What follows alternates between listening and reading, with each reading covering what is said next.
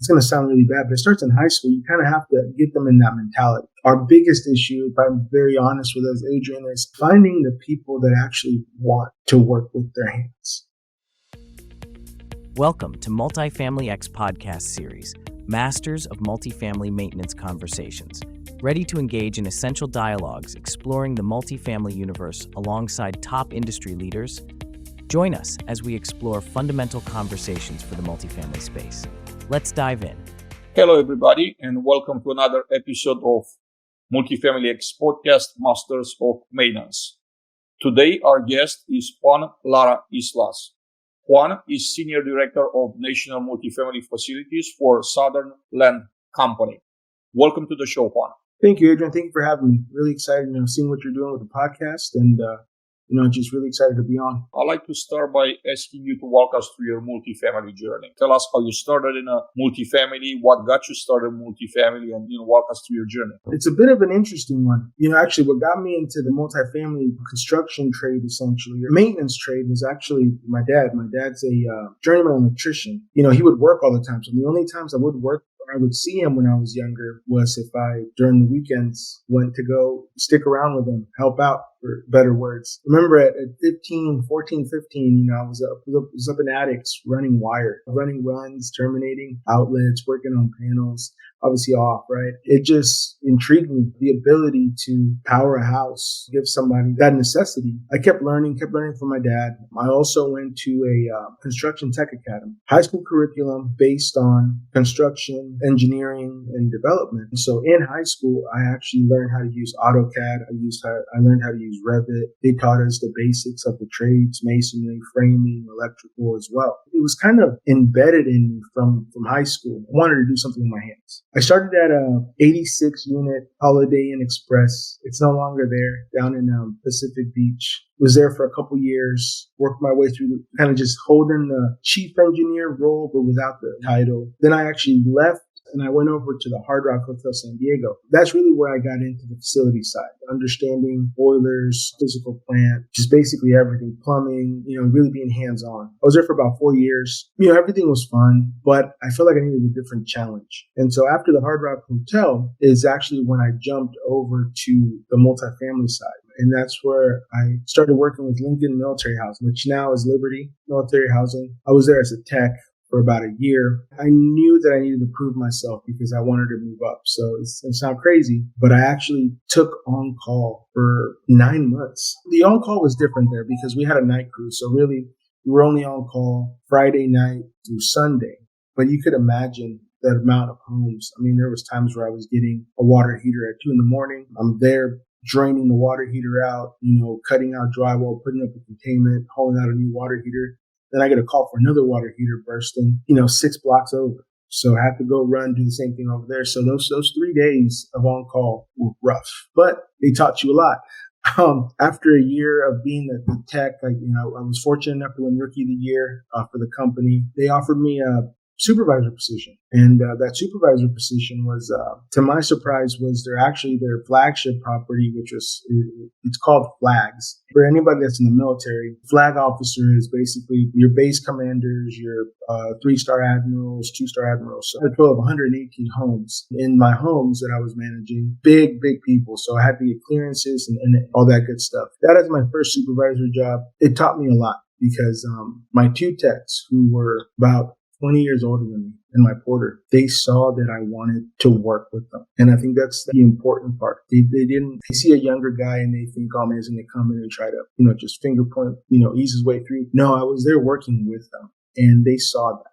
And they taught me a lot about being a leader. We worked together through a whole lot of different projects. But I was there for about a year. They moved me up to a bigger community. So I went over to Howard Gilmore, which was about 300 and change of homes. Was there for about 4 or 5 months before they actually offered me a job on Miramar, which is another community that needed to get cleaned up, 600 homes. Went out there, was there for about a couple years, got it running. And then I was bored. One, because I wanted more for myself. I wanted to keep growing. Leadership was set. There was really no changes happening anytime soon. So I decided to make the jump. It was kind of scary because it was a lateral jump. but it was for the company that was growing, which is bringing in multifamily. It was fresh, good people to open up buildings. Companies, Lennar Multifamily Communities, people know Lennar the home builder, so they were starting to do multifamily. Jumped over to Lennar Multifamily as a service supervisor, lateral move, and opened up their first tower here in San Diego called Shift Apartments. Within 4 months, I was approached and basically was told, hey, you're doing a really good job. You're actually overqualified for a supervisor. Would you like to jump into the regional service supervisor for the West Coast? And so I said, accepted it, right? Really excited. Was very fortunate to open buildings throughout San Diego, California, Washington, Oregon, Denver, and Arizona. With Lennar Multifamily, I think that's really where I am today. A big stepping stone. I was there almost 7 years, kept excelling. I was able to shape the maintenance program into what it is today, where we just had regional service supervisors. We fought for directors, was able to get 4 directors in place. I actually created a position for myself within the company, which was vice president of national multifamily facilities. That position didn't exist and there was no plan for it. But by showing the importance of facilities and physical plant and maintaining the buildings, they created it. And, I was fortunate enough to be the first person within the company to have that role. I held that role for about a year and a half, almost 2 years. I got bored. Things were beginning to run pretty smooth and decided to take another leap, kind of disrupt the day-to-day. I jumped over to Southern Land Company, who ironically just reminds me of Portera, Lennar. If you have a chance, Adrian, go check out West Haven over in Franklin, Tennessee, and you'll see the kind of product that they do. They have a big presence in horticulture. They believe in herb appeal, first impressions, and they also believe in preventative maintenance. When I was told we had a booster pump go down, get the booster pump fixed, but also purchase another motor to keep on hand. I was like, what? Typically we don't hear that. I've been here for about 2 months and I'm really enjoying it. Great company and looking to build a really strong facilities vertical. Amazing journey. I do have several questions about your journey. Before we go into those questions, I do want to acknowledge our friends from Appwork for powering, for making this podcast possible. If you are looking for a Uber for maintenance workflows, Appwork should be the first place you're going to, and check it out. Back to the questions now. Juan, how did it feel working side by side with your dad when you were doing electrical work and running cables? How did that feel? What were some things that you learned from that experience? At the time, I was just happy because I was with my dad. I didn't realize I was learning so much. The camaraderie, the bond that was built. Words can't describe that. It was amazing. When I started realizing what I knew was in high school, when, they were teaching us basic electrical, right? So they were teaching us how to wire a 3-way. I wired them no problem. Ran wires, found the commons, this and that, boom, boom, and I was done. When I saw how fast I was going and how just second nature it was to me, I was like, man, I think I can do this. But just working with my dad was amazing. And, we still work together. He has these little side gigs that he does because he's semi-retired. And he's like, hey, you want to come out and give me a hand? It's usually me doing all the work and him just talking.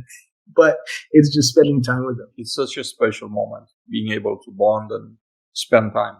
As our time is limited here. And as they grow older, it's even more limited. I want to go to your high school years and chat a little bit about the structure of the high school classes for you, right? What percentage was hands-on technical training that, taught you skills that, you could apply immediately into the work versus book knowledge that was, English literature? I'm not sure what the curriculum was like. Construction Tech Academy, the Stanley Foster Construction Tech Academy, they actually renamed it. We had our basic, English, math, social studies. We had all of our curriculum needs to be able to graduate with a high school diploma, which I would say about half to 3/4 of our classes. All of our electives that we could choose were engineering-based, design-based, or construction-based. In 9th grade, I remember I had your typical English, math, all those classes, but then I had construction, AutoCAD, and the introduction to AutoCAD and introduction to Revit. But so basically, they taught us how to use AutoCAD. They taught us how to use Revit, being able to build, lay down infrastructure or design a home. I remember in our CAD classes, and, shout out to Omar Garcia. He's our AutoCAD teacher. Man, he would give us some really wonky designs to try to replicate in CAD. And we're talking about like spheres with different, spheres, trapezoids, things designed with a lot of different grooves, different dimensions that we had to replicate. And he would give you the guide on how to do it. So we were learning all these courses, and it was about 25 to 30%. Adrian, construction class was more, teaching you your basics of masonry. So they actually, we had these little rigs built with 2x4s. We basically had to plumb, and then we had to lay a red brick wall. And, you had to offset the bricks. You had to make your mortar by hand. After you're done, a construction teacher came and he saw that your mix wasn't too wet or too dry. Check the bricks, all that good stuff. Plumbing, they had us solder plumbing joints, and then we would actually energize them. If you didn't have any leaks, you passed. Electrical, same thing. You're kind of like your typical living room kitchen setup or living room hallway setup. Plugs, you had a light switch, you had a three-way, you had a doorbell, and you basically had to wire everything. At the end, they would plug it in. It was a lot of hands-on stuff. And now that I really think about it, that school was ahead of its time. The visionary of that school, Glenn Hilligus, he was construction-based. He was an educator, but he was construction-based. He saw the need to expose people to that type of environment to be able to put good skilled work out there. People work on the hands of dying breed. It was a great program. They basically taught you all of this. They taught us how to estimate how much material you would need to put together a project, this and that. And the end goal was our senior year, part of our exit project was there was a team chosen, were given either a 4x4 or a 6x6 empty plot in downtown San Diego. And we had to develop the infrastructure. We had to energize buildings. We had to do everything. Design prints. We had to estimate the job. We had to get material. They basically taught us all of that for our final project, which was, it was fun. When you really think about it, it was such an amazing experience. When you graduated, if you were to apply for a job in maintenance, in apartment maintenance, besides the EPA certification, let's just take that out of the picture. So if you were to be a punch tech, entry-level tech, intermediary or advanced tech, what type of job you were qualified to take, not what you'll be asking for, but knowing yourself and what you could do at the time. Which position you were able to take and run with it from the very first day? I think I would probably between intermediate and an entry level, for sure. What does it take for us to replicate those programs in multifamily, do you think? Well, not only to replicate, because, I'm seeing companies that have great initiatives, right? They're starting apprenticeship programs. And when I ask the question, how many graduates did you have? How long you been running? 18 months. How many graduates have you had so far? And 6, 8 for large companies, they have hundreds of millions of employees, right? It's great that they started, but the scale is not there. When you have hundreds of positions and you produce 5, 10, 15 graduates a year, that doesn't even begin to cover your company needs. Again, it's a great start. I told them and I encourage them to expand. What do you think it'll take for our industry to actually bring those type of programs, adapt them to specifically multifamily facilities and scale them? I think it's already starting. It's starting at the high school level still, because there is a lot of schools. A school that comes into mind is in Philly, and they're basically doing the same thing that we were doing. And a lot of more of these schools, and it's going to sound really bad, but it starts in high school. You kind of have to get them in that mentality. Our biggest issue, if I'm very honest with us, Adrian, is finding the people that actually want to work with their hands. The workforce is changing, unfortunately. To scale them, you would have to make them almost like crash courses. The theory is great, and theory will get you through the door, but experience kills or beats everything. Experience beats everything. If you have somebody sitting behind a desk, or learning theory for 18, 20 months, they really haven't learned the importance. Don't work on electrical when your ground is wet. When you wire a three-way, the most important wire is finding your common. Okay, that's great. But in real life, 40, 50, 60-year-old buildings, those common wires aren't wrapped around your other two wires. You actually have to start checking continuity and finding things, and they don't teach you that. We need to condense and really teach on real world problems as opposed to the overall basic theory. That would speed us up. What was the reason why you accepted a job that put you 9 months on call? What was your motivation? The on-call was, we had a full team, but the on-call, but a lot of the guys there didn't like taking on-call because the on-call was tough. I myself knew that if I wanted to grow and I wanted to learn as much as possible, it was going to be through experience. It was going to be through putting myself in some of these situations that some people didn't want to be in, like those 3, 4 a.m. water heater calls or leaks from the second floor down to the first floor, your 1 a.m. main drain call where you got sewage spilling in the yard, you have to show up with the big 100-footer cable and snake through their main line.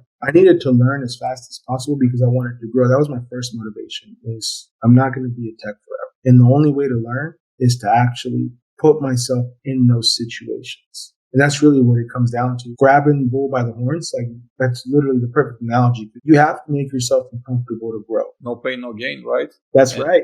And there's no growth in a comfort zone. That's what you're trying to say out there. Going back to your illustrious career, what are some lessons that you learned? There are people looking up to you every single day. They want to become a regional director. They want to become a vice president. It doesn't get any better to see someone like you entering the industry, right at the bottom, entry level, work your way up, and actually having your company, convincing your company to create a vice president position just for you. This is an amazing, truly amazing story. The 2-part question is, what are some things that, you could share for those that are looking up to you? They want to become one day. And secondly, that's another separate question. How did you convince your company to create a VP position for you? Good questions. So the first one, how do you take advantage of the opportunities, right? Because the opportunities are there. People genuinely want to invest in other people. When you surround yourself and you show other people that you genuinely are interested, they will invest in you. Some things that helped me is I'm a very observant person. Sometimes I just sit back and I just understand the lay of the land or understand the way the water flows, which helps you in ways on how to navigate and ask for the appropriate help. Now, the second part is asking for help. I always tell my guys this. I've always told everybody this. Don't be afraid to raise your hand and ask for help. I would respect you more if you say, hey, man, I don't know, help me. Then you say, I know how to do this. You go screw something up, and then now we have to fix it.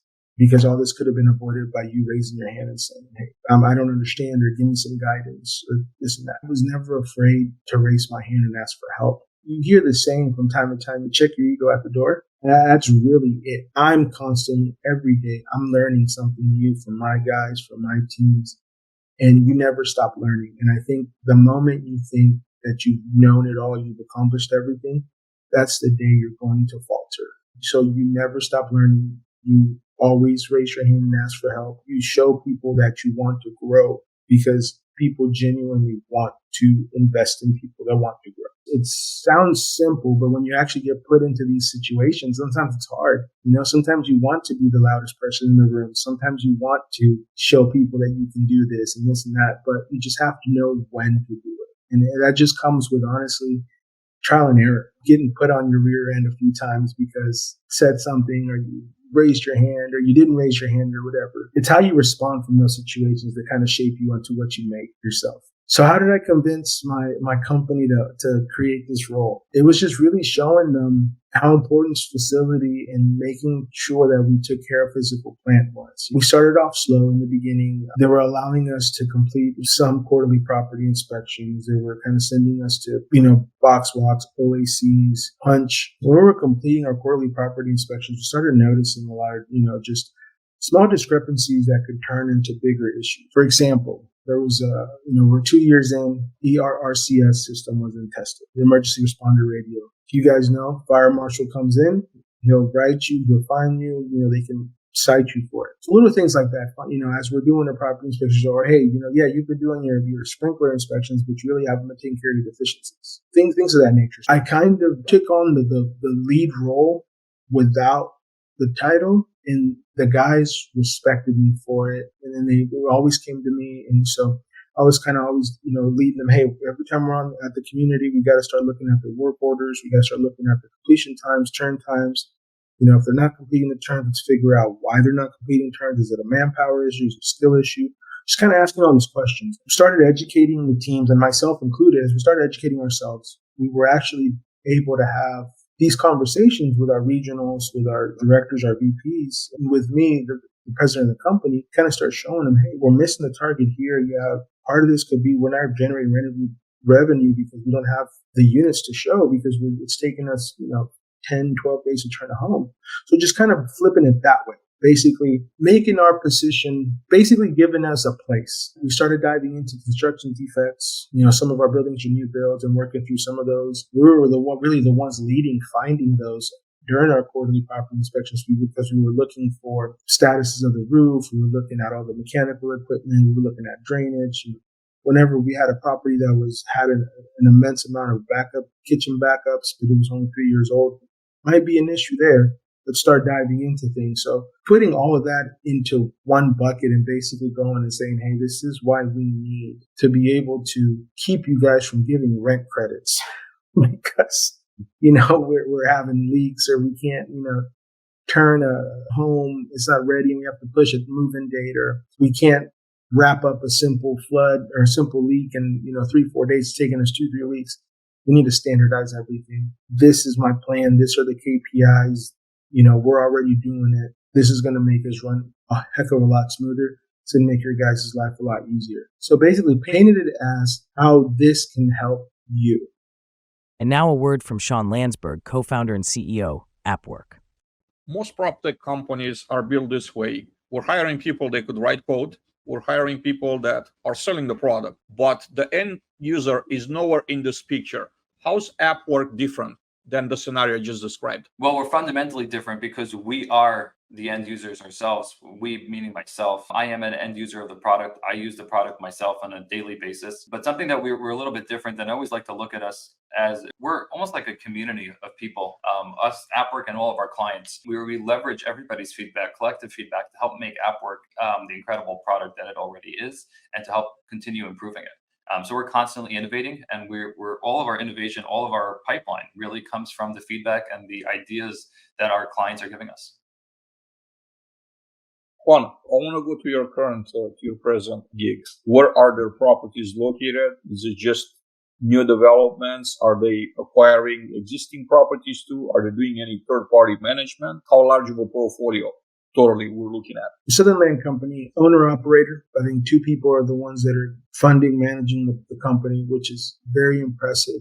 Corporate office is in Nashville, Tennessee. We do have another corporate office in Manhattan, and then we have one in Plano, Texas. Let me back up. They were doing merchant building. They built over 30 properties. They've sold, and now they're building for long-term holds. So right now our footprint is as far west, and it's expanding. It's as far west right now as Las Vegas. So we have Vegas. We have Symphony Park 2 and 3 that are in construction. Carl's Farm, Denver, Colorado, and Northland, Colorado. That's coming up. Texas, Tennessee, so Nashville area, South Carolina, New York, Philadelphia. So that's what we have either operating or going to operate within the next 6 to 8 months. We're looking to open up about 20 properties in the next 2 years, including some of the ones that I shared with you guys. I'm sure acquisitions are in play, and I'm still, learning kind of what the business plan is on that aspect. But right now, for sure, we are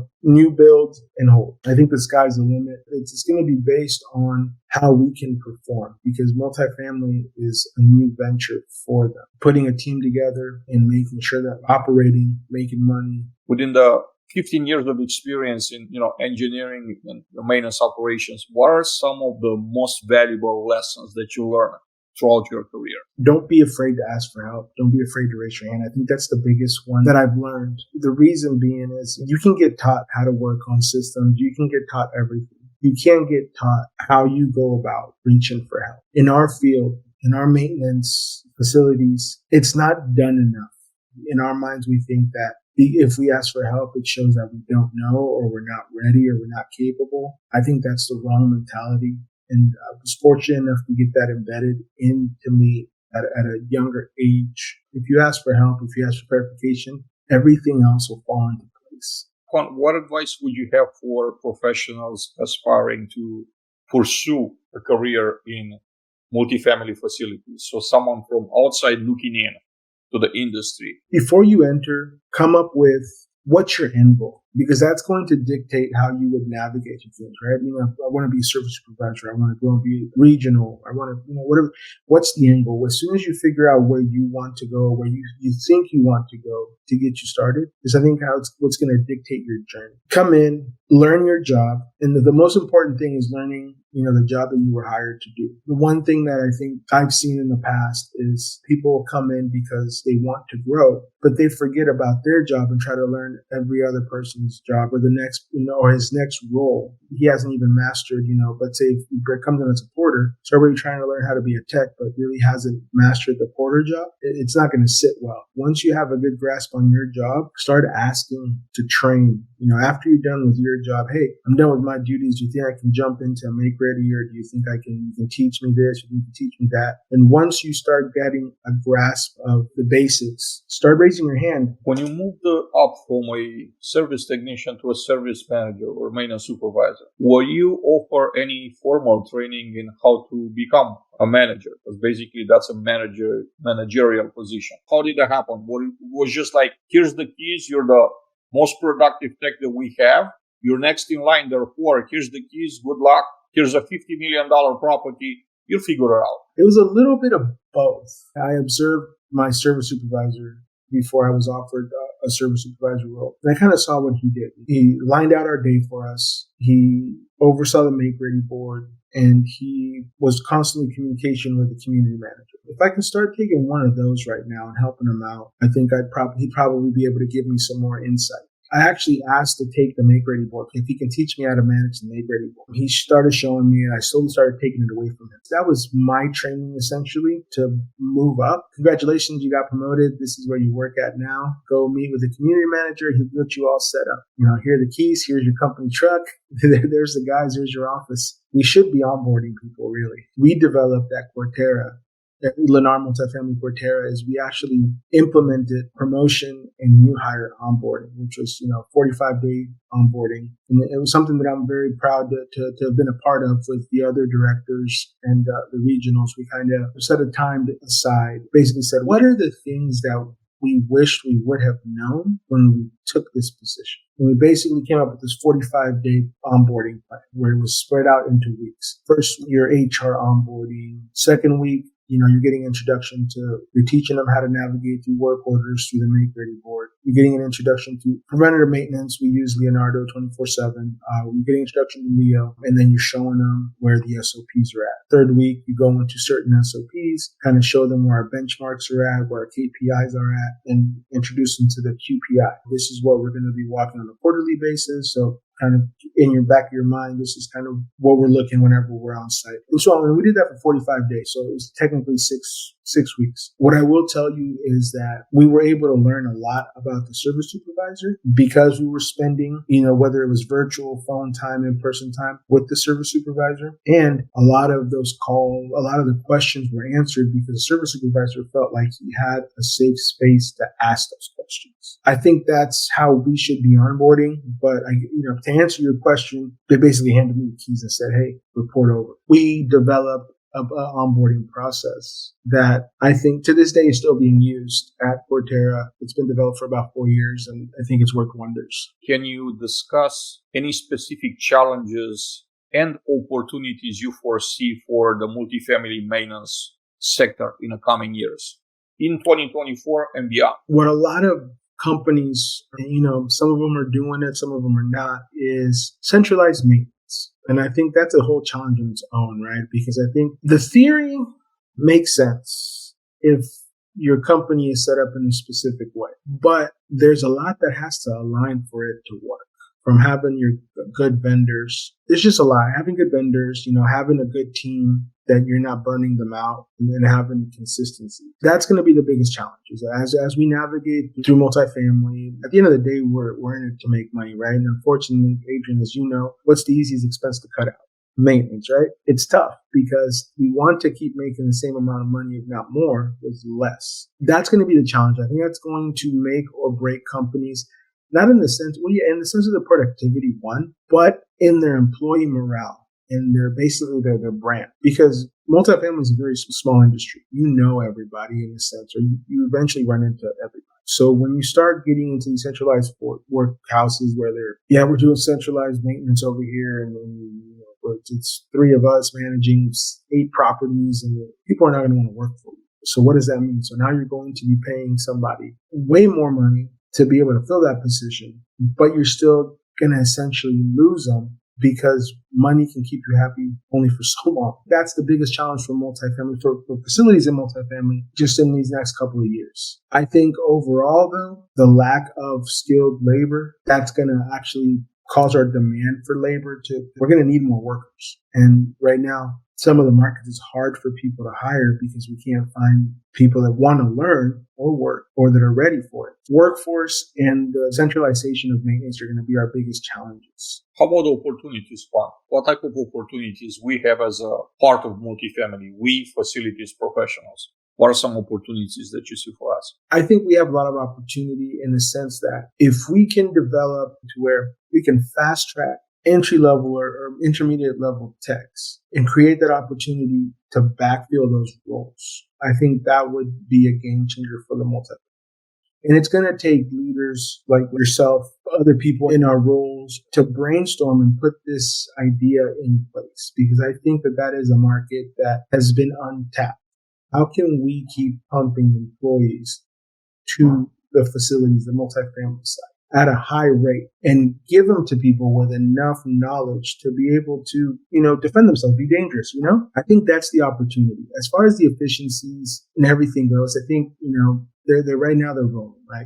You got people doing the centralized maintenance. I know there's another kind of opportunity where some companies are trying to, and this I think falls in line with centralized maintenance, but some companies are trying to use their internal staff, their staff, just to be resident facing and not so much deal with punches. So I know there's companies that are basically coming in and doing the full turn punch process from start to finish and just giving you a finished unit. So basically using your resources for the residents. There's definitely a lot of different opportunities. But I think the most important one, going back, is trying to figure out how we can put out maintenance employees at a quick rate. Juan, who was the person that had the biggest positive impact in your life and career? Going back to my dad, just seeing his work ethic, never complained, never did anything, and is always willing to teach people, and just to be able to be around that and seeing how his employees respected him and all gravitated towards him from a young age. Like, I knew that is what I wanted. I don't know what I was going to do, but I just knew that that's what I want. We're only around for a limited period of time, arguably a short period of time. Legacy has a certain importance, more or less, for each one of us. How would you like to be remembered? I would like to be remembered as somebody who was not afraid to teach anybody what I knew. With your legacy is what you pass down to people, what you pass on to people. That's part of your legacy. I'm one that whatever I know, I give to people. I want people to take my jobs. I want people to come for me, because that allows me to go to bigger and better. And I want to be known as that person. And you know what? He always invested in people. He always taught people, and he was always fighting for his people. That legacy in itself just carries on. If you look at some of our leaders 50, 60, 100 years ago, their legacies still carry on to this day because they were doing just that, fighting for people, fighting for something they believe, passing on their knowledge. If I can even get a sliver of that, I think I'd be happy. Juan, as we're approaching the end of this great conversation, what are some final thoughts? Maybe you want to answer a question you wish I would have asked, I didn't, for whatever reason, or, any final thoughts, anything that, you like to share with the audience. Final thoughts is multifamily maintenance, and not even multifamily facilities, right? Because I know this is, Multifamily X podcast, but just facilities in general, because believe it or not, it's a great career. There's a very high need for facilities. And I would always encourage somebody to go into the multifamily maintenance facilities and make a career out of it. We need good, strong people. And it's up to us as leaders to be able to come up with some type of program to get people interested in facilities and people trained in facilities to be able to fill these positions. But I guess the final thought is it's kind of like a trade, right? When you look at facilities and it's like, would you rather be a banker or would you rather come and work at facilities? You'd be surprised, how gratifying facilities is and how much, you could do, how well you could do for yourself if you become a facility. So I guess the final thought is almost treating facilities like a trade. This is technically a trade, and there's nothing wrong with going into a trade and working, because you'd be surprised where you can go or what you can do with it. And I think that's something that, Adrian, I think, you're doing a great job, but I think we need to develop as leaders. Again, we need to develop some type of program, some type of apprenticeship, something, apprenticeship program, something where we can start competing with some of these unions. Juan, thank you so much for taking the time, being here with us today, taking an hour out of your busy day to be here with me and with the audience. I hope to get you back here for a second episode at some point. Everybody, thank you so much for watching us. I want to thank our friends for Upwork for making this episode possible. Check them out if you're looking for maintenance workforce solutions in multifamily facilities. Upwork should be your first stop. This is Multifamily X Podcast, Masters of Maintenance. I'm Adrian Danila, your host, and I hope to see you back here soon. Have an amazing day. Take care.